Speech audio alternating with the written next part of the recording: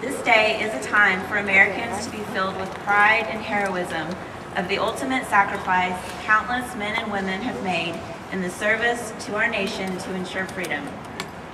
As we gather today in peace to honor veterans of past generations, we rise above politics and disagreement and recognize the actions of our current service members and future veterans. America's troops remain in Iraq and Afghanistan to bring freedom, peace, and democracy to broken lands. Few causes are as worthy or as great as theirs. How long did you serve for? I was in the Marines from 1982 to 1987. Okay, and did you have any physical injuries? I think I might have hurt my back, but I never reported it because you know what? When it's time to get out, whatever you report, then they extend your contract to I'm not sure what the medical discharge is called, but when it was time for me to get out, I didn't want to be extended for a week or a day. I just wanted to get out. And so yeah, my back's been hurting for 20 some years, and other than that, I don't know. I was a refueler, so all we did was refuel helicopters and aircraft and fuel, machinery that operates on fuel. There was times we spilled a couple gallons of JP1, JP2, the fuels that they use in helicopters and airplanes. Or our boots were soaked, and you couldn't take a shower to the end of the day. I'm sure maybe that might affect me, or at some point. Yeah, and so mentally, how are you? The only sad parts I feel is you lose all your friends that you were family with for about 3 years, 4 years. Mm-hmm. Out here in the civilian world, there's no sense of camaraderie. It seems like everybody's just dog eat dog. No sense of loyalty. So despite those horrible feelings and losing people and all the atrocities that war creates, you still support troops going over there and continuing military efforts? Well, okay, as we know, war is for rich people, and rich people get poor people to go fight the wars. And this war is nothing, this whole thing about liberating people, it's not liberating people, it's called liberating oil. And if I would have known how corrupt this government was when I was 18 years old, when I joined the Marines, I wouldn't have joined. And in the time of my uncle serving in World War II, Mexican Americans, American Indians, and African Americans could not, for example, testify in court against a white person, couldn't sit in jury, couldn't eat or drink at the same restaurant or water faucet, couldn't attend the same movie theaters. When my father's mother died, Mexican Americans were still segregated. Even the cemeteries were segregated. So even after we were dead, someone was still creating some kind of havoc in our lives. Jim Crow laws were still in effect till the 60s, until you had the civil rights of 64 and 67. So basically there's a lot of irony that people of color go and serve and fight and die for this country. American Indians have been ethnic cleansing, genocide against American Indians since Plymouth Rock or Jamestown, whichever you can pick or choose.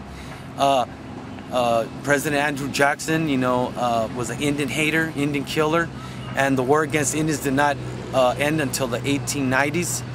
After that, that would have been genocide, and then ethnocide, where American Indian children were removed from their parents, and this form of ethnocide of making them ashamed of their language, their clothing, their food, their hair, their customs, their religion, their values, all disrupted by Europeans coming over here.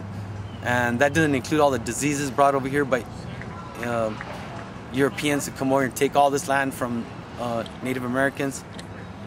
And so yeah, I'm proud to be an indigenous person. I know that my ancestors were here before, Christopher Columbus and all these other folks that came over here in the last 500 years.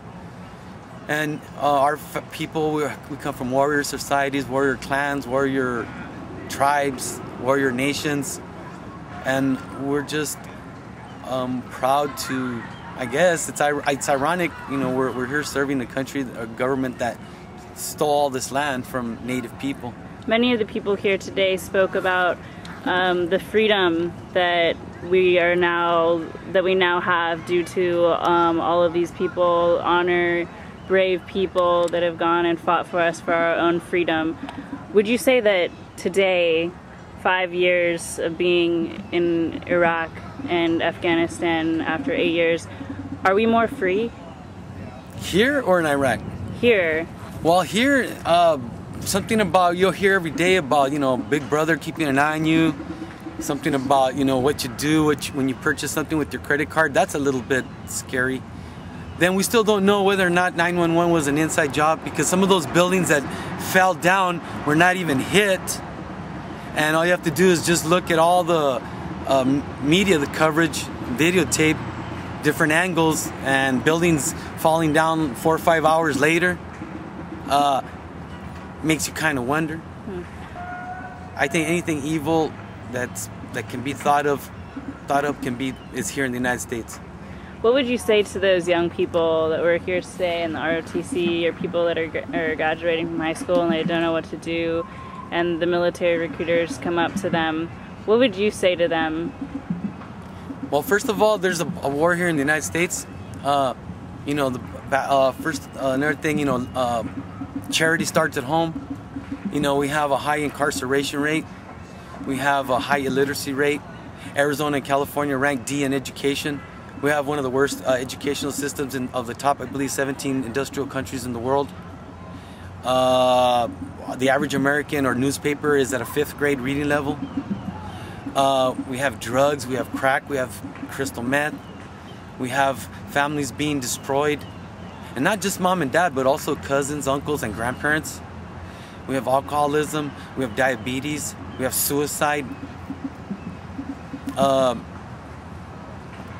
You know, when these kids come back from you know, if they join the military and go to the war, they're going to come back to the same problems and issues that were being faced before they left. Myself, and you know, when I came out of the Marines, you know, I thought, and then I just graduated from the University of Arizona in the last couple of years, and I always thought, you know, one should come back to the community and try to bring up the community, since culturally speaking, you know, we're supposed to think about our community, not ourselves. Individualism it's not a non-Western thing. So I came back trying to see what I could do for my community, and it's just like running into a brick wall. People don't care. Apathy. The United States is considered the world's most politically apathetic country, according to some literature that's out there. Alan Bloom, The Closing of the American Mind. I'm here in Austin. I was born and raised in Tucson, and I'm here in Austin.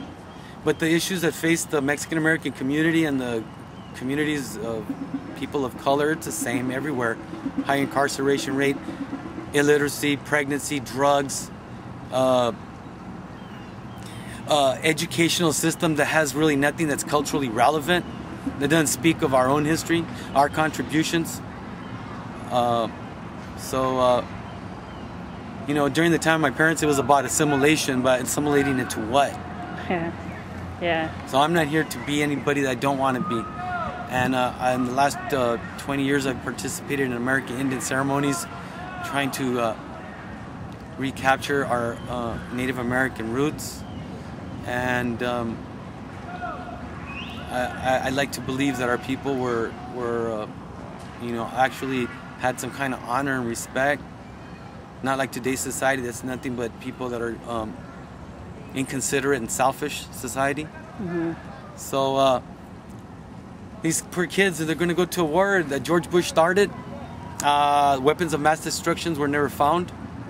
And like Dave Chappelle said, how do we know that they have these weapons? Because we have the receipt.